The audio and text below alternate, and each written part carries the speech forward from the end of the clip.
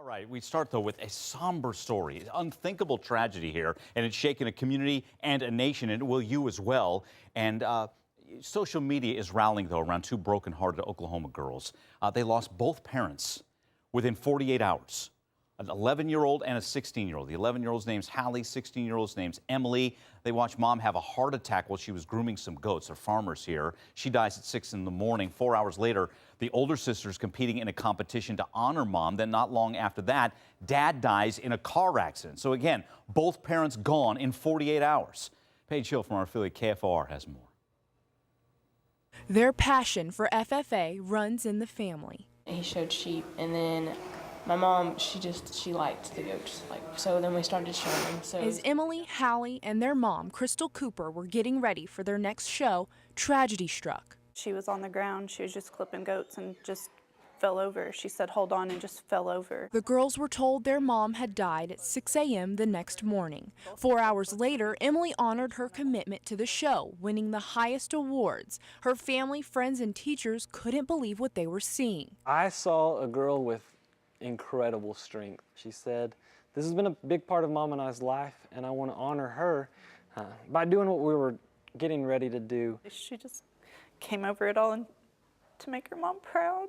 Just 48 hours after losing their mom, the girls received a phone call with news their father, John Cooper, had died in a car accident. I cannot imagine what these girls have gone through at all.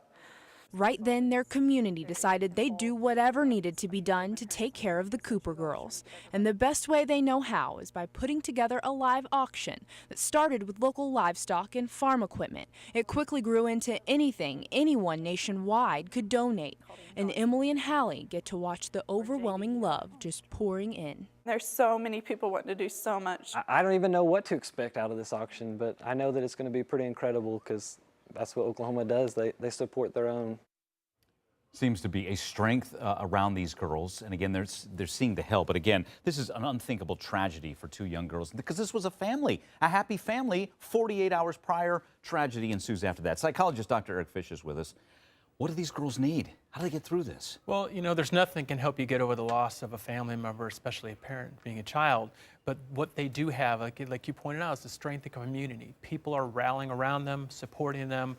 And there's a lot of unknowns, but knowing that there will be financial security there is a big plus. And it sounds like, you know, family, friends, people will pull together and help them support them emotionally and spiritually as well. Yeah, well, when you talk about the help, and you had mentioned it, neighbors, family, friends, churches, there's an online auction next Tuesday.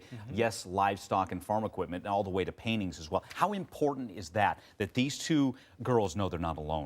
Well, they know they're loved. They know they're loved by a lot of people. And when you're in the middle of a loss like that, knowing that you have anchors to hold on to, you know, to help you, to give you direction, guidance, support, that they will probably have enough physical support and emotional support to them, but the grieving process is an individual process that each of them will have to sort through on their own. And I always encourage people to get some help and counseling after that process. Yeah, you know, and the timing, because right now, I'm sure they haven't even had a chance to process it. Next thing you know, we as a nation rally around them, family and friends as well. Right. When does it set in?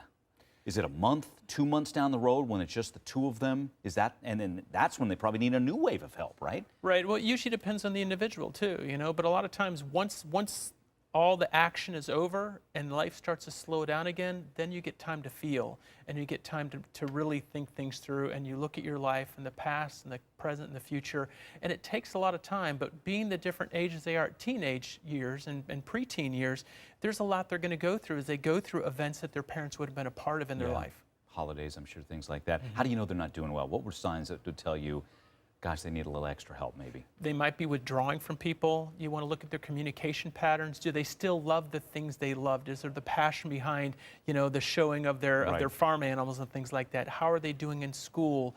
Do they keep up with friends and things? So a lot of it has to do with activity level, communication level, and interest levels. Yeah, you know, we talk about people helping them and they're not alone. You can go to GoFundMe, GoFundMe.com, and the original goal was $10,000.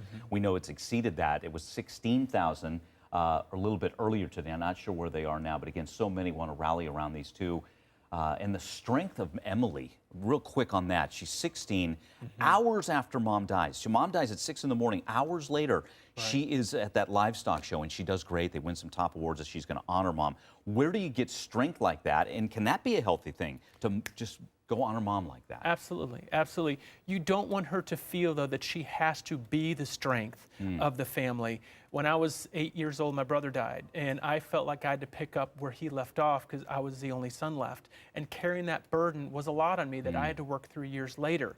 But that says something about the strength of the family and the strength of identifying with each other and the love that they had for each other and the admiration and honor they had for each other as a family. Wow.